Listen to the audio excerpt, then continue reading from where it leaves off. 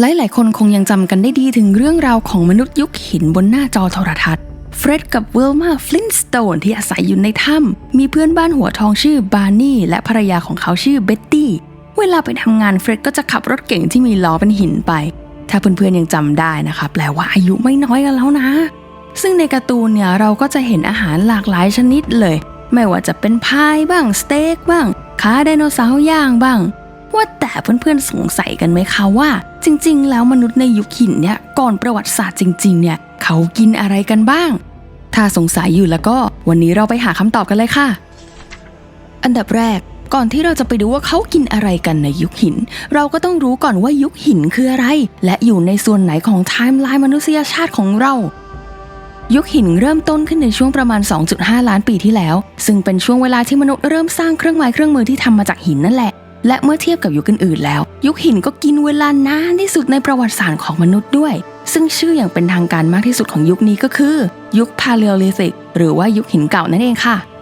อย่างที่เราได้เรียนมาหรืออาจจะไม่ได้เรียนหรือเรียนแล้วแต่จำไม่ได้แต่ก็จะได้รู้ตอนนี้เนี่ยแหละค่ะว่ามนุษย์ยุคหินเขายังเป็นชาว Hunter Gatherers หรือว่าพวกล่าสัตว์เก็บของป่าอยู่เพราะว่าในยุคนั้นยังไม่ได้มีการเพาะปลูกค่ะแล้วก็ไม่ได้มีร้านอาหารให้เรามานั่งจิ้มเมนูแล้วก็จ่ายเงินด้วย QR code ด้วยซึ่งก็แปลว่ามนุษย์ในยุคนั้นถ้าใครอยู่เกินวัย20มาได้เนี่ยถือว่าเก่งแล้วอายุยืนแล้วเพราะว่ายุคนั้นเขาก็กินอะไรก็ได้ที่สามารถหาได้ซึ่งนั่นก็ขึ้นอยู่กับว่าพวกเขาอยู่แถบไหนของโลกด้วยเช่นกันซึ่งแน่นอนว่าต่างจากสิ่งที่เรากินกันในปัจจุบันนี้มากถึงมากที่สุดเลยเพราะว่าวิวัฒนาการของสัตว์ต่างๆในยุคนั้นไม่ว่าจะเป็นวัวไก่แกะแพะและเนื้ออื่นๆก็ย่อมแตกต่างจากสมัยนี้ค่ะส่วนผลไม้ในยุคหินก็มีขนาดเล็กแล้วก็มีรสชาติที่จัดกว่าผลไม้ในปัจจุบันเช่นเดียวกับผักต่างๆที่มีขนาดเล็กจนเราอาจจะประหลาดใจกันเลยทีเดียวไม่ว่าจะเป็นมะเขือเทศที่มีขนาดเท่าลูกเบอร์รี่หรือว่าหัวมันฝรั่งที่มีขนาดพอๆกับถั่วพีนัท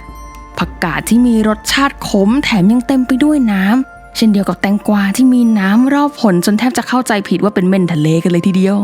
ถั่วก็เละๆเป็นแป้งๆแถมยังมีรสชาติฝาดๆเฟือนๆซึ่งทำให้ต้องผ่านการย่างสักหน่อยถึงจะสามารถปอกเปลือกออกมากินได้ส่วนกะหล่ำก็มีใบที่แข็งมากแล้วก็โตอยู่ในแถบใกล้ทะเลเท่านั้นส่วนแครอทของโปรดของใครหลายคนก็เป็นแครอทกระรองพร้อมๆไม่ค่อยอวบน่ากินเหมือนปัจจุบันฟังแต่ละชนิดแล้วดีใจไหมคะที่เราไม่ได้อยู่ในยุคนั้นใครที่เป็นสลัด lovers นะคะก็คงต้องพักความคิดที่อยากจะย้อนกลับไปยุคหินกันไปก่อนเลยทีเดียวเพราะกว่าผักต่างๆจะโตขึ้นมาเป็นหัวเหนือพื้นเนี่ยก็ปาเข้าไปยุคนีโอลิธิกหรือว่ายุคหินใหม่เลยซึ่งก็เพิ่งจะเริ่มเมื่อประมาณ 10,000 ปีที่แล้วนี่เองและนั่นแหละคือยุคที่มนุษย์ค่อยๆเลิกการล่าสัตว์ like we're done being hunter gatherers แล้วก็มาลงหลักปักฐานเริ่มทำการเกษตรปลูกพืชเลี้ยงสัตว์อยู่รวมกันเป็นหมู่บ้านเริ่มมีการปั้นหม้อไหต่างๆถึงตอนนี้มนุษย์ก็ไม่ใช่แค่หากินไปวันๆมีอะไรที่กินได้ก็หยิบเข้าปากแล้วแต่ว่าก็ต้องมานั่งกังวลเรื่องหน้าแล้งน้ำท่วมผลผลิตทางการเกษตรวัชพืชศัตรูพืชอย่างแมลงต่างๆแล้วคุณไหมคะว่ามันเริ่มคล้ายยุคปัจจุบันขึ้นเรื่อยๆแล้วแต่ว่าในยุคนี้เนี่ยแหละที่เป็นจุดเริ่มต้นที่ทำให้เราได้มีผักอร่อยๆกินกันในทุกวันนี้แต่ว่าเราไม่ได้จะมาเล่าเรื่องประวัติศาสตร์ผักสลัดในคลิปนี้นะคะเพราะฉะนั้นก็กลับมาที่เรื่องของเรากันค่ะทีนี้เรารู้ได้ยังไงว่าสมัยยุคหินเขากินอะไรกันในเมื่อก็ไม่ได้มีใครมีบรรพบุรุษเล่าเรื่องรุ่นสู่รุ่นให้กันฟังตั้งแต่เมื่อหลายล้านปีก่อนเขารู้ได้จากการค้นพบทางโบราณคดีและการศึกษาพืชพันธุ์ของแต่ละพื้นที่ในแต่ละยุคและในหลายๆครั้งก็เป็นเครื่องไม้เครื่องมือที่ใช้ในการทำการอาหารรวมไปถึงซากวัตถุดิบด้วยอย่างเช่นชิ้นส่วนของสัตว์พืชและถ่านที่ไม่ใช่ถ่านแบตเตอรี่นะถ่านสีดำๆนะ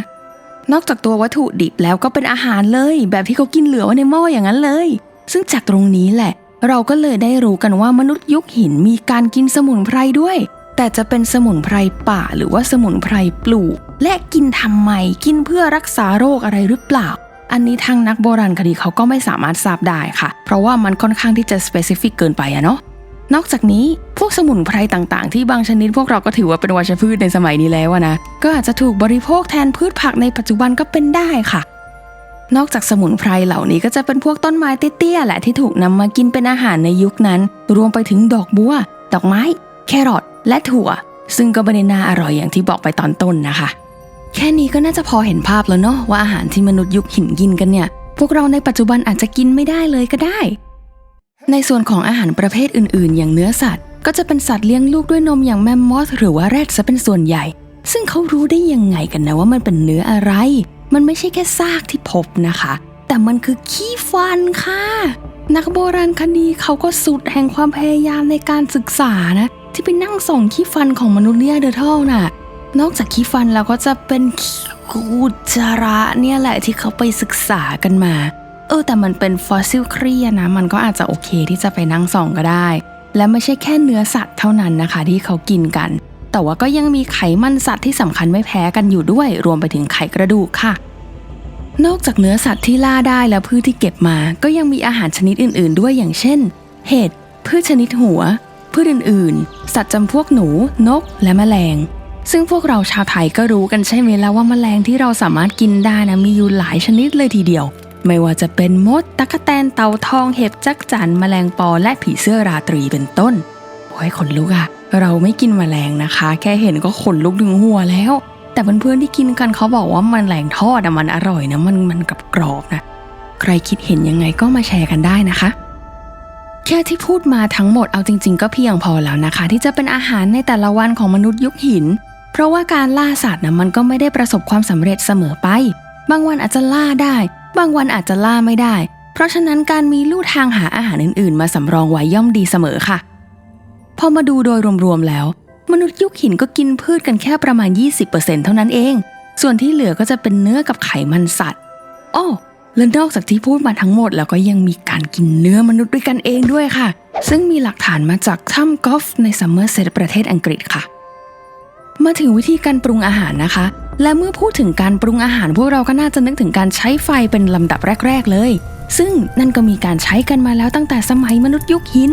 โดยนักโบราณคดีเขาก็เชื่อว่ามนุษย์ยุคหินจริงๆแล้วไม่ได้ตั้งใจคิดค้นไฟหรอกค่ะแต่ว่าค้นพบโดยบังเอิญก็นำมาใช้ประโยชน์มันซะเลยดีกว่าร้อนๆดี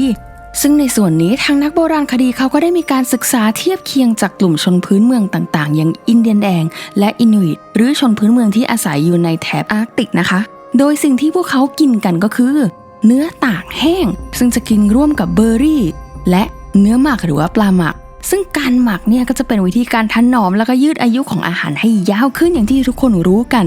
โดยการหมักในยุคหินนั้นก็จะเป็นเพียงการนำเนื้อหรือปลามาฝังไว้ใต้ดินและรอเวลา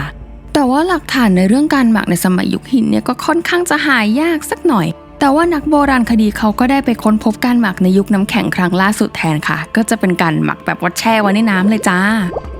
จบกันไปแล้วนะคะกับอาหารในยุคหินซึ่งจริงๆที่ต้องพูดถึงแค่ยุคหินเก่าเนี่ยก็เพราะมันกินเวลานานสุดนั่นก็ใช่ค่ะแต่เพราะว่าถ้าเราจะเอายุคหินกลางหินใหม่มาเนี่ยพวกพืชพันธุ์ก็จะเริ่มมีการเปลี่ยนแปลงและจะพูดว่ามนุษย์ยุคก่อนประวัติศาสตร์ก็ไม่ได้เพราะว่าก่อนประวัติศาสตร์มันกินเวลาหลายล้านปีมากแทนที่จะเอามาทำเป็นคลิปนะคะก็สามารถเอาไปทำวิจัยเป็นเล่มๆได้เลยมั้งนึกภาพสารบัญออกแล้วนะเนี่ยถ้าใครชอบคลิปนี้ก็อย่าลืมกดไลค์กดแชร์ชวนเพื่อนๆมาดูนะคะแล้วก็กดติดตามเพื่อรับชมคอนเทนต์กิ๊กๆแบบนี้ต่อไปนะคะซึ่งระยะหลังๆก็จะค่อนไปทางมนุษย์เยอะซะหน่อยนะคะสำหรับวันนี้เราก็ต้องขอตัวลาไปก่อนแล้วพบกันใหม่คลิปหน้าค่ะสวัสดีค่ะ